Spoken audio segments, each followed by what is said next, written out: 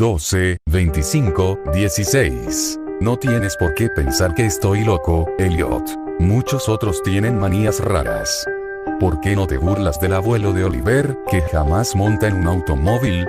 Si a mí no me gusta ese maldito metro, es asunto mío. Y, además, hemos llegado más deprisa en taxi. Si hubiéramos venido en tranvía habríamos tenido que subir a pie la colina desde Park Street. Sé perfectamente que estoy más nervioso que cuando nos vimos el año pasado, pero no por ello debes pensar que lo que necesito es una clínica. Bien sabe Dios que no me faltan motivos para estar internado, pero afortunadamente creo que estoy en mi sano juicio. Porque ese tercer grado, no acostumbrabas a ser tan inquisitivo. Bueno, si tienes que oírlo, no veo por qué no puedes hacerlo. Tal vez sea lo mejor, pues desde que te enteraste de que había dejado de ir al Art Club y me mantenía a distancia de Pickman, no has cesado de escribirme como lo haría un atribulado padre. Ahora que Pickman ha desaparecido de la escena, voy por el club de vez en cuando, pero mis nervios ya no son lo que eran. No sé qué ha sido de Pickman, y prefiero no adivinarlo. Podías haber sospechado que dejé de verle porque sabía algo confidencial. Ese es precisamente el motivo por el que no quiera pensar a dónde ha ido. Dejemos a la policía que averigüe lo que pueda. Que no será mucho, a juzgar por el hecho de que no saben todavía nada de la vieja casa del North End que Pickman alquiló bajo el nombre de Peters. No estoy seguro de que volviera a encontrarla yo, ni de que lo intentara, ni siquiera a plena luz del día. Sí, sé bien, o temo saber, por qué la tenía alquilada. De eso voy a hablarte. Y espero que entiendas antes de que haya terminado por qué no pienso ir a decírselo a la policía. Me pedirían que les llevara Basta allí, pero yo no podría volver a aquel lugar ni aun en el supuesto de que conociese el camino. Algo había allí, bueno, por eso ahora no puedo coger el metro ni, y puedes reírte también de lo que voy a decirte, bajar a ningún sótano. Supongo que comprenderías que no dejé de ver a Pickman por las mismas estúpidas razones que les movieron a hacerlo a esas mojigatas mujerzuelas que son el Dr. Reid, Joan y Notorro Sword. No me escandalizó ante el arte morboso, y cuando un hombre tiene el talento de Pickman considero un honor el haberle conocido, al margen de la dirección que tome su obra. Jamás tuvo Boston un pintor con las dotes de Richard Upton Pickman. Lo dije hace mucho y sigo manteniéndolo, y ni siquiera me retracté un ápice de lo dicho cuando expuso su demonio necrófago alimentándose. A raíz de aquello, como recordarás, Minogue dejó de tratarle. Tú sabes bien que producir obras como las de Pickman requiere un arte profundo y una especial intuición de la naturaleza. Cualquier ganapán de esos que dibujan portadas puede embadurnar un lienzo sin orden ni concierto y darle el nombre de pesadilla, aquelarre o retrato del diablo, pero solo un gran pintor puede conseguir que resulte verosímil o suscite pavor. Y ello porque solo un verdadero artista conoce la anatomía de lo terrible y la fisiología del miedo. El tipo exacto de líneas y proporciones que se asocian a instintos latentes o a recuerdos hereditarios de temor, y los contrastes de color y efectos luminosos precisos que despiertan en uno el sentido latente de lo siniestro. No creo que tenga que explicarte a estas alturas por qué un Fuseli nos hace estremecer mientras que la portada de un vulgar cuento de fantasmas nos mueve a risa. Hay algo que esos artistas captan, algo que trasciende a la propia vida, y que logran transmitirnos por unos instantes. Dore poseía esa cualidad. Sí me la posee, y otro tanto puede decirse de Angarola de Chicago. Y Pickman la poseía en un grado que jamás alcanzó nadie ni, quiéralo el cielo, alcanzará en lo sucesivo. No me preguntes qué es lo que ven. Tú sabes perfectamente que en el arte normal existe una gran diferencia entre lo vital y palpitante, ya proceda de la naturaleza o de modelos, y estas porquerías sin el menor valor que los pintorzuchos mercantilizados producen a discreción en el estudio. Bien, pues diría que el artista realmente original tiene una visión que le lleva a configurar modelos o a plasmar escenas del mundo espectral en que vive. De cualquier modo, consigue unos resultados que difieren tanto de los almibarados sueños del que quiere dárselas de pintor, como la producción del pintor de la naturaleza de los pastiches del dibujante que ha seguido cursos por correspondencia. Si yo hubiera visto lo que Pickman vio, pero, basta. Será mejor que echemos un trago antes de seguir adelante. Dios mío.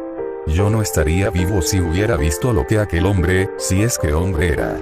Recordarás que el fuerte de Pikman era la expresión de la cara.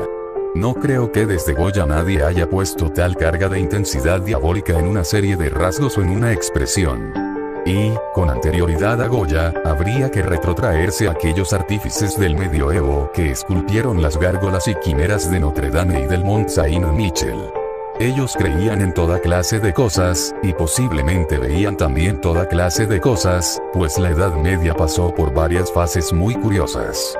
Recuerdo que el año antes de irte, le preguntaste a Pikman en cierta ocasión de dónde diablos le venían semejantes ideas y visiones.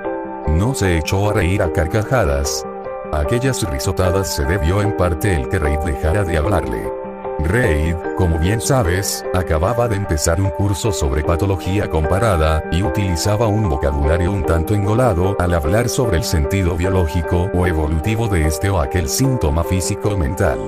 Según me dijo, Pikman le desagradaba más cada día que pasaba, hasta el punto de que al final llegó casi a asustarle, pues, veía que sus rasgos y expresión tomaban un cariz que no le gustaba, un cariz que no tenía nada de humano. Hablaba mucho sobre el régimen alimenticio, y dijo que a su juicio Pikman era un ser anormal y excéntrico en grado sumo. Supongo que le dirías a Reid, si es que cruzasteis alguna carta al respecto, que se dejó arrebatar los nervios o atormentar la imaginación por los cuadros de Pikman. Es lo que le dije yo, por aquel entonces. Pero convéncete de que no dejé de ver a Pikman por nada de eso. Al contrario, mi admiración por él siguió creciendo, pues su demonio necrófago alimentándose me parecía una auténtica obra maestra. Como sabes, el club no quiso exponerlo y el Museo de Bellas Artes no lo aceptó como donación. Por mi parte, puedo añadir que nadie quiso comprarlo, así que Pikman lo guardó en su casa hasta el día en que se marchó. Ahora está en poder de su padre, en Salem. Como debes saber, Pikman procede de una antigua familia de esa ciudad, y uno de sus antepasados murió en la horca en 1692 convicto de brujería. Adquirí la costumbre de visitar a Pikman con cierta asiduidad, sobre todo desde que me puse a recoger material para una monografía sobre arte fantasmagórico. Probablemente fuese su obra la que me metió la idea en la cabeza. En cualquier caso, hallé en él una auténtica mina de datos y sugerencias al ponerme a redactarla. Me enseñó todos los cuadros y dibujos que tenía, incluso unos bocetos a lápiz y pluma que habrían provocado, estoy absolutamente convencido, su expulsión del club si los hubieran visto ciertos socios. Al poco tiempo ya era casi un fanático de su arte, y pasaba horas enteras escuchando cual un escolar teorías artísticas y especulaciones filosóficas lo bastante descabelladas como para justificar su internamiento en el manicomio de Danvers. La admiración por mi héroe, unida al hecho de que la gente empezaba a tener cada vez menos trato con él, le hizo mostrarse extremadamente confidencial conmigo. Y una tarde me insinuó que si mantenía la boca bien cerrada y no me hacía el remilgado, me mostraría algo muy poco corriente, algo que superaba con creces lo que guardaba en casa. Hay cosas, dijo, que no van con Newburgh Street, cosas que estarían fuera de lugar y que no cabe imaginarse aquí. Yo me dedico a captar las emanaciones del alma, y eso es algo que no se encuentra en las advenedizas y artificiales calles construidas por el hombre. Back Bay no es Boston, en realidad no es nada todavía, porque aún no ha tenido tiempo de acumular recuerdos y atraerse a los espíritus locales. En caso de haber fantasmas aquí, serían todo lo más los fantasmas domesticados de cualquier marisma pantanosa o gruta poco profunda, y lo que yo necesito son fantasmas humanos. Los fantasmas de seres lo bastante refinados como para asomarse al infierno y comprender el significado de lo visto allí. El lugar indicado para vivir un artista es el Norten. Si los estetas fueran sinceros, soportarían los suburbios por eso de que allí se acumulan las tradiciones. Pero, por Dios, ¿no comprendes que esos lugares no han sido simplemente construidos sino que han ido creciendo? Allí, generación tras generación, la gente ha vivido, sentido y muerto, y en tiempos en que no se temía ni vivir, ni sentir, ni morir. ¿Sabías que en 1632 había un molino en Copsil, y que la mitad de las calles actuales fueron trazadas hacia 1650? Puedo mostrarte casas que llevan en pie 2 siglos y medio, e incluso más. Casas que han presenciado lo que bastaría para ver reducida a escombros una casa moderna. ¿Qué sabe el hombre de hoy de la vida y de las fuerzas que se ocultan tras ellas? Para ti los embrujos de Salem no pasan de una ilusión, pero me encantaría que mi requeta tarabuela pudiera contarte ciertas cosas. La ahorcaron en Gallo Usil, bajo la mirada santurrona de Cotton Mather. Mather, maldito sea su nombre. Temía que alguien consiguiera escapar de esta detestable jaula de monotonía. Ojalá alguien le hubiese hechizado o sorbido la sangre durante la noche. Puedo mostrarte una casa en donde Mather vivió, y otra en la que temía entrar a pesar de todas sus encantadoras baladronadas. Sabía cosas que no se atrevió a decir en aquel estúpido Magnalia o el no menos pueril Maravillas del Mundo Invisible. ¿Sabías que hubo un tiempo en que todo el Nortend estaba agujereado por túneles a través de los cuales las casas de ciertas personas se comunicaban entre sí, y con el Camposanto y con el mar? Mucho procesar y mucho perseguir a cielo descubierto. Pero cada día sucedían cosas que no podían entender, y de noche se oían risas que no sabían de dónde provenían.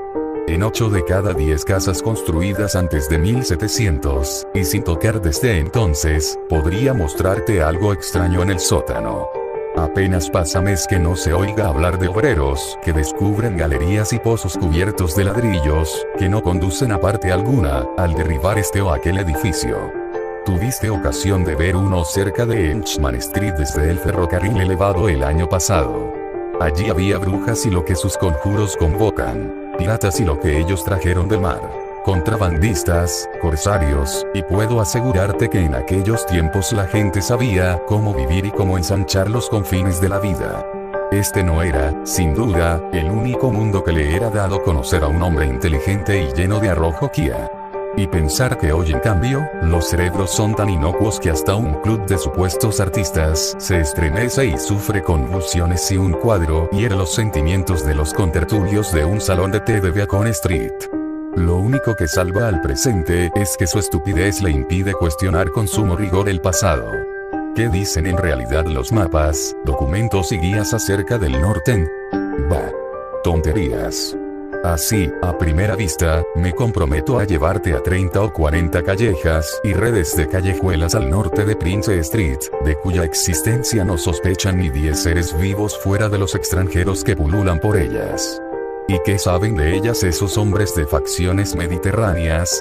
No, Turber, esos antiguos lugares se encuentran en el mejor de los sueños, rebosan de prodigios, terror y evasiones de lo manido, y no hay alma humana que los comprenda ni sepa sacar partido de ellos. Mejor dicho, no hay más que una, pues yo no me he puesto a escarbar en el pasado para nada. Escucha, a ti te interesan estas cosas. Y si te dijera que tengo otro estudio allí, donde puedo captar el espíritu nocturno de antiguos horrores y pintar cosas en las que ni se me hubiera ocurrido pensar en Newbury Street. Naturalmente, no voy a ir a contárselo a esas condenadas mujerzuelas del club. Empezando por Reid, maldito sea. Que va por ahí diciendo cosas tales, como que yo soy una especie de monstruo que desciende por el tobogán de la evolución en sentido contrario. Sí, Turber, hace mucho que decidí que había que pintar el terror de la vida lo mismo que se pinta su belleza, así que me puse a explorar en lugares donde tenía fundados motivos para saber que en ellos el terror existía. Cogí un local que no creo conozcan más de 3 hombres nórdicos aparte de mí. No está muy lejos del elevado, en cuanto a distancia se refiere, pero dista siglos por lo que al alma respecta. Lo que me impulsó a cogerlo es el extraño y viejo pozo de ladrillo que hay en el sótano, ya sabes, uno de esos sótanos de los que te he hablado. El antro, pues no cabe otro calificativo, casi no se tiene en pie, por lo que a nadie se le ocurriría vivir allí, y me avergonzaría decirte lo poco que pago por él.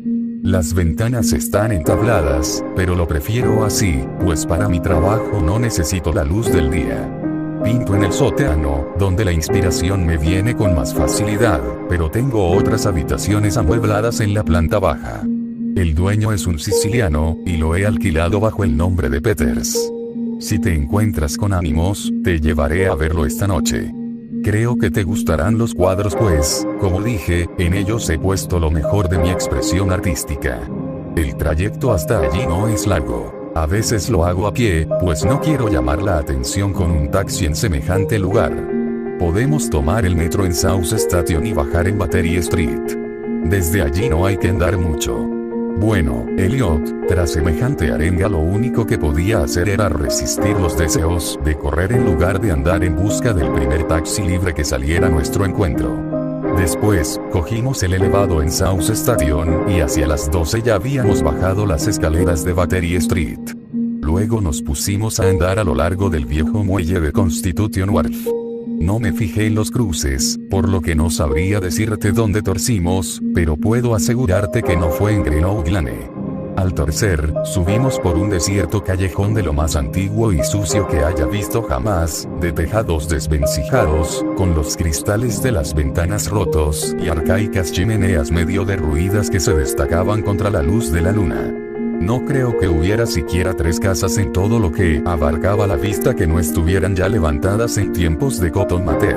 Cuando menos, divisaba 2 con un voladizo, y en cierta ocasión me pareció ver una hilera de tejados con el ya casi olvidado estilo holandés, aunque los anticuarios dicen que ya no queda ni uno solo en Boston. Al salir de aquel apenas iluminado callejón, torcimos a la izquierda adentrándonos en otro igualmente silencioso y aún más estrecho, sin la menor luz, y en un instante me pareció que doblábamos una curva en ángulo obtuso siguiendo hacia la derecha. Al cabo de un rato Pickman sacó una linterna y la enfocó hacia una puerta antediluviana de 10 paneles, espeluznantemente roída por la carcoma. Tras abrirla, mi anfitrión me condujo hasta un vestíbulo vacío en donde en otro tiempo debió haber un magnífico artesonado de roble oscuro, sencillo, desde luego, pero patéticamente evocador de los tiempos de Andros, Phipps y la brujería. A continuación, me hizo traspasar una puerta que había a la izquierda, encendió una lámpara de petróleo y me dijo que me acomodara como si me encontrase en mi propia casa. Bueno, Elliot, soy uno de esos tipos a los que el hombre de la calle llama con toda justicia duro, pero confieso que lo que vi en las paredes de aquella habitación me hizo pasar un mal rato. Eran los cuadros de Pickman, ya sabes a los que me refiero, aquellos que no podía pintar en Newbury Street y ni siquiera le dejaron exponerlos allí, y tenía toda la razón cuando dijo que se le había ido la mano. Bueno, será mejor que echemos otro trago. Lo necesito para contar lo que sigue. Sería inútil tratar de describirte aquellos cuadros, pues el más horroroso y diabólico horror, la más increíble repulsión y hediondez moral, se desprendían de simples pinceladas imposibles de traducir en palabras. No había nada en ellos de la técnica exótica característica de Sidney Sime, nada de los paisajes transplanetarios ni de los hongos lunares con los que Clacaston Smith nos hiela la sangre. Los trasfondos eran en su mayoría antiguos cementerios, bosques frondosos, arrecifes marinos, túneles de ladrillo, antiguas estancias artesonadas o simples criptas de mampostería. El camposanto de Copp's Hill, apenas a unas manzanas de la casa, era uno de sus escenarios favoritos. La demencia y la monstruosidad podían apreciarse en las figuras que se veían en primer término, pues en el morboso arte de Pickman predominaba el retrato demoníaco. Rara vez aquellas figuras eran completamente humanas, aunque con frecuencia se acercaban en diverso grado a lo humano. La mayoría de los cuerpos, si bien toscamente bípedos, tenían una tendencia a inclinarse hacia adelante y un cierto aire canino. La textura de muchos de ellos era de una aspereza bastante desagradable al tacto. Parece como si los estuviera viendo. Se ocupaban bueno, no me pidas que entre en detalles. Por lo general estaban comiendo. Pero será mejor que no diga que.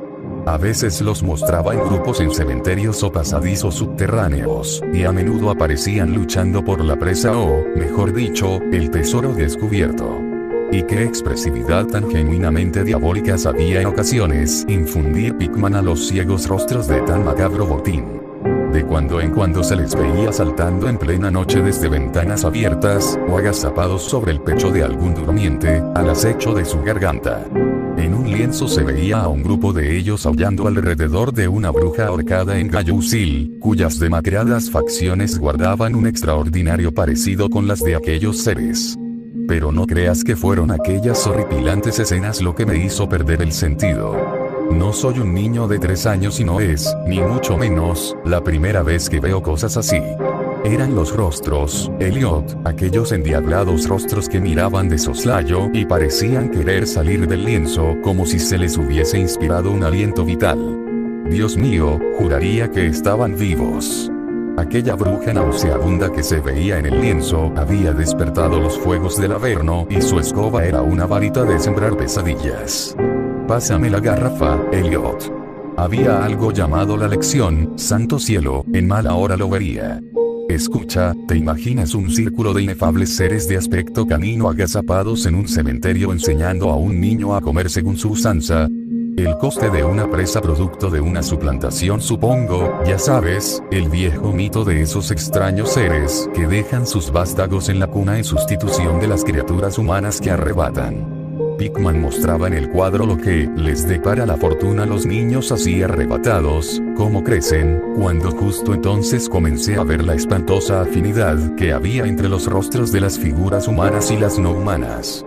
Por medio de aquellas gradaciones de morbosidad entre lo resueltamente no humano y lo degradadamente humano trataba de establecer un sardónico nexo evolutivo. Los seres caninos procedían de los mortales.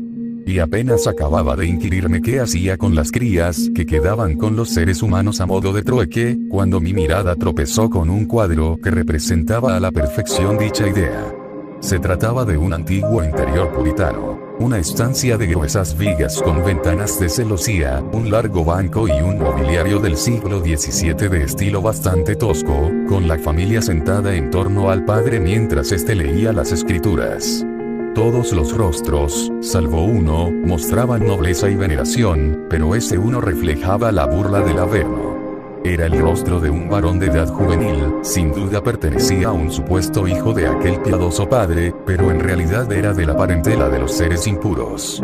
Era el niño suplantado, y, en un rasgo de suprema ironía, Pickman había pintado las facciones de aquel adolescente de forma que guardaban un extraordinario parecido con las suyas.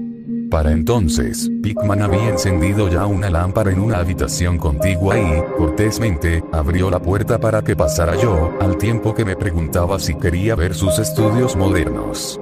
Me había sido imposible darle a conocer muchas de mis opiniones, el espanto y la repugnancia que se apoderaron de mí me dejaron sin habla, pero creo que comprendió perfectamente cuáles eran mis sensaciones y se sintió muy halagado. Y ahora quiero que quede bien claro una vez más, Elliot, que no soy uno de esos alfeñiques que se lanzan a gritar en cuanto ven algo que se aparta lo más mínimo de lo habitual. Me considero un hombre maduro y con algo de mundo, y supongo que con lo que viste de mí en Francia te basta para saber que no soy un tipo fácilmente impresionable. Ten presente, por otro lado, que acababa de recobrar el aliento y de empezar a familiarizarme con aquellos horribles cuadros que hacían de la Nueva Inglaterra colonial una especie de antesala del infierno. Pues bien, a pesar de todo ello, la habitación contigua me arrancó un angustioso grito de la garganta, y tuve que agarrarme al vano de la puerta para no desfallecer. En la otra estancia había un sinfín de engendros y brujas invadiendo el mundo de nuestros antepasados, pero lo que había en esta nos traía el horror a las puertas mismas de nuestra vida cotidiana. Dios mío, qué cosas pintaba aquel hombre. Uno de los lienzos se llamaba Accidente en el metro, y en él un tropel de abominables seres surgían de alguna ignota catacumba a través de una grieta abierta en el suelo de la estación de metro de Boylston Street y se lanzaban sobre la multitud que esperaba en el andén. Otro mostraba un baile en Copsil en medio de las tundas, sobre un fondo actual. También había unas cuantas vistas de sótanos, con monstruos que se deslizaban furtivamente a través de agujeros y hendiduras abiertos en la mampostería, haciendo siniestras muecas mientras permanecían agazapados tras barriles o calderas y aguardaban a que su primera víctima descendiera por la escalera.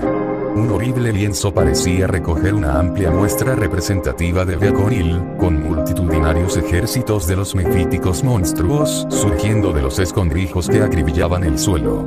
Había asimismo tratamientos libérrimos de bailes en los cementerios modernos, pero lo que me impresionó más que nada fue una escena en una ignota cripta, en donde multitud de fieras se apelotonaban en torno a una de ellas que sostenía entre las manos y leía en voz alta una conocida guía de Boston.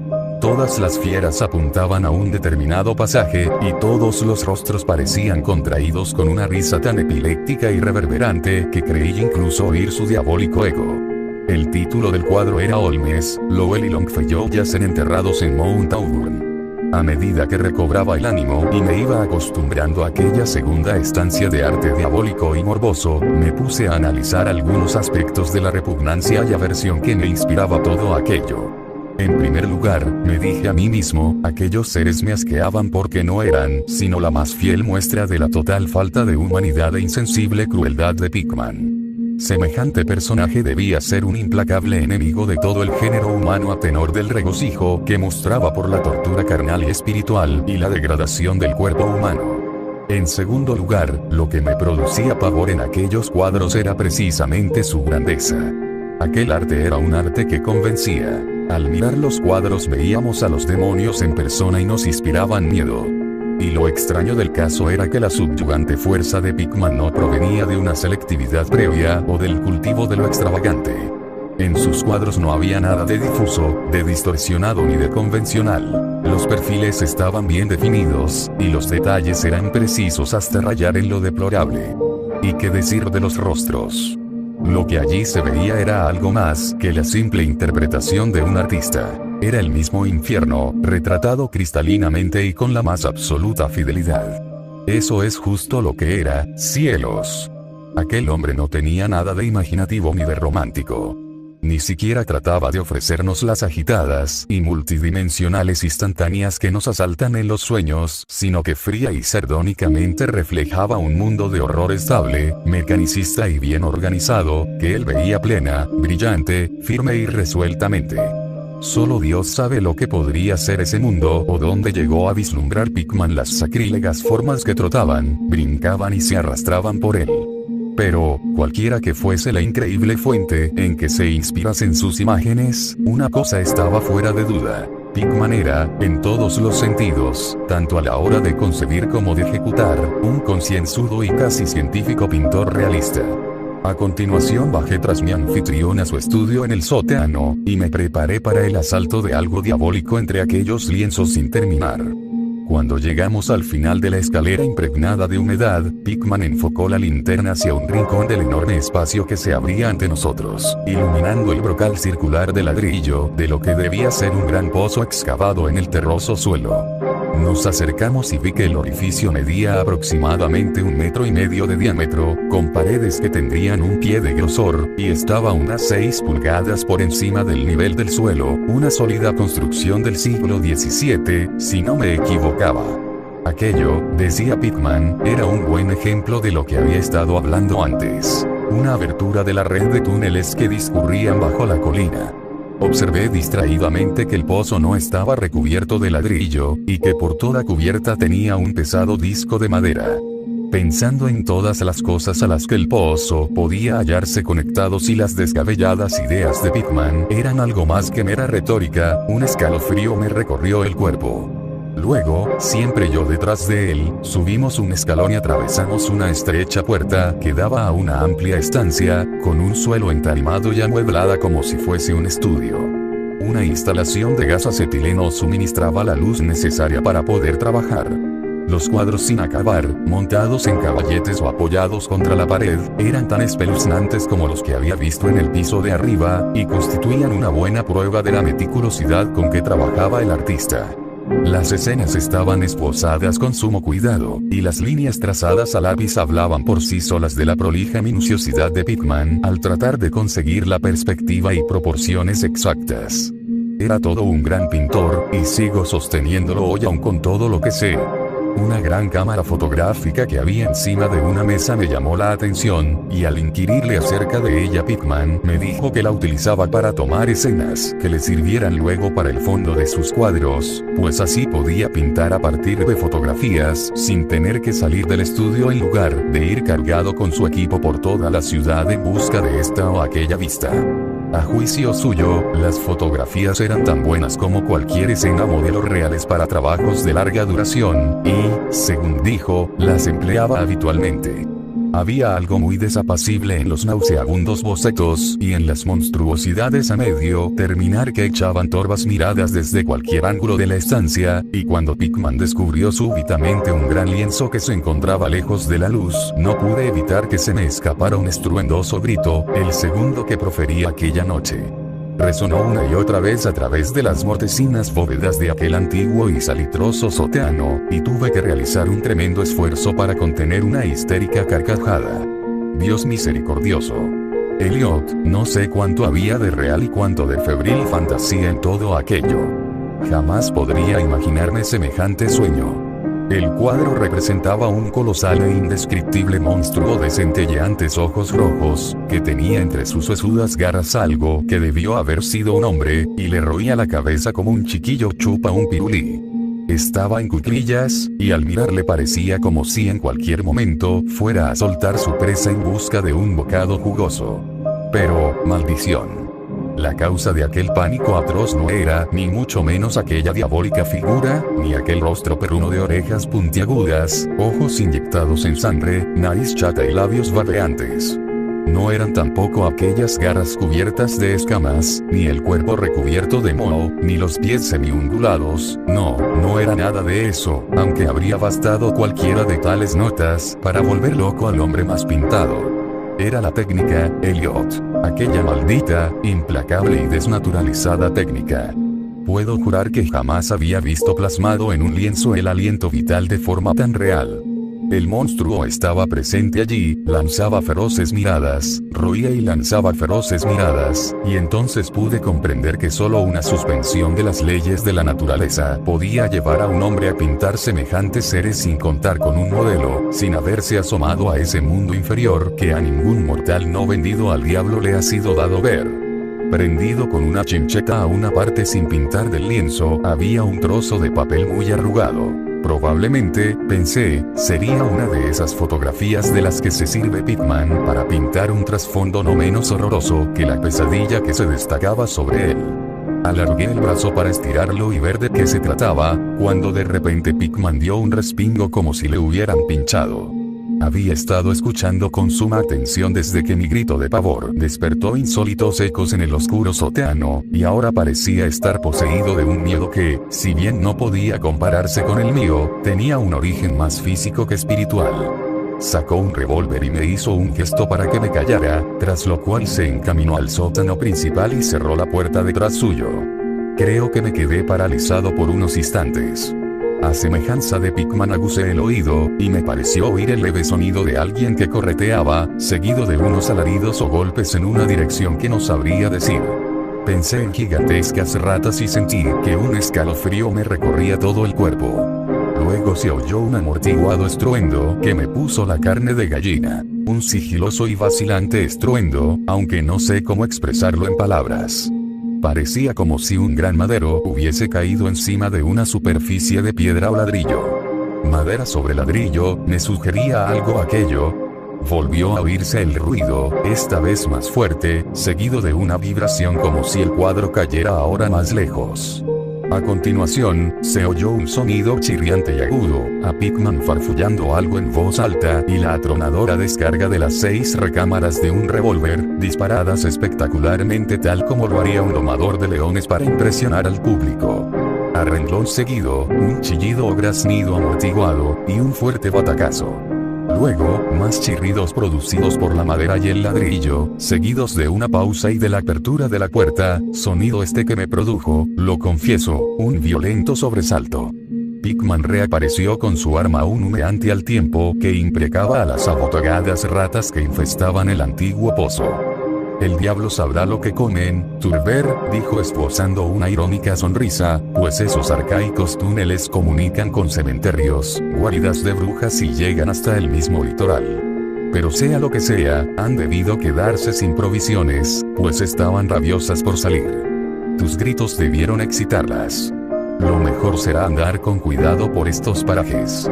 Nuestros amigos roedores son el mayor inconveniente, aunque a veces pienso que con ellos se consigue crear una cierta atmósfera y colorido.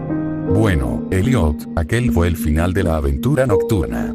Pickman me había prometido enseñarme el lugar, y bien sabe Dios que lo hizo. Me sacó de aquella maraña de callejas por otra dirección al parecer, pues cuando vimos la luz de una farola, nos hallábamos en una calle que me resultaba familiar, con monótonas hileras de bloques de pisos y viejas casas entremezcladas. Aquella calle no era otra que Charter Street, pero yo me encontraba demasiado agitado como para poder advertirlo. Era ya demasiado tarde para tomar el elevado, así que volvimos andando a lo largo de Hanover Street. Recuerdo muy bien el paseo. Dimos la vuelta entre Monty, tras subir por Beacon, llegamos a la esquina de Hoy, en donde nos separamos. Desde entonces no hemos vuelto a vernos más. ¿Por qué dejé de ver a Pickman? No seas impaciente. Espera que llame para que nos traigan café, pues ya hemos tomado bastante de lo otro, y al menos yo necesito beber algo. No eran los cuadros que vi en aquel lugar, aunque juraría que bastaría con ellos para que a Pickman no le permitieran el acceso en 9 de cada 10 hogares y clubs de Boston. Supongo que ahora comprenderás por qué evito por todos los medios bajar a metros o sótanos. Fue algo que encontré en mi abrigo a la mañana siguiente. Me refiero al arrugado papel prendido a aquel horripilante lienzo del sótano, aquello que tomé por una fotografía de alguna vista que Pickman pretendía reproducir a manera de trasfondo para el monstruo. El último respingo de Pickman se produjo justo cuando iba a desenrollar el papel, y, al parecer, me lo metí distraídamente en el bolsillo. Pero, bueno, aquí está el café. Te aconsejo que lo tomes puro, Elliot. Sí, aquel papel se debió el que no volviera a ver más a Pickman. Richard Upton Pickman, el artista más dotado que he conocido, y el más execrable ser que haya traspasado jamás los límites de la vida para abismarse en las cimas del mito y la locura. El viejo rey tenía razón, Elliot. No puede decirse que Pickman fuera humano estrictamente hablando. O bien nació bajo una influencia maligna, o dio con la forma de abrir la puerta prohibida. Ya da lo mismo, pues desapareció, volvió a abismarse en esa increíble oscuridad que él tanto gustaba frecuentar. Será mejor que tampoco me preguntes qué había tras esa especie de topo gateador que también se las arregló Pickman para hacer pasar por ratas. Hay secretos que pueden proceder de los viejos tiempos de Salem, y Cotton Mather cuenta cosas aún más extrañas. Bien sabes tú cuán endiabladamente expresivos eran los cuadros de Pickman, como todos nos preguntamos más de una vez, ¿de dónde podía sacar aquellos rostros? Bueno, después de todo, aquel papel no era la fotografía de una perspectiva. En él se veía únicamente el ser monstruoso que estaba pintando en aquel horrible lienzo. Era el modelo en que se inspiraba, y el trasfondo no era sino la pared del estudio del sótano pintada con todo lujo de detalle. Por el amor de Dios, Elliot, aquella era una fotografía tomada del natural.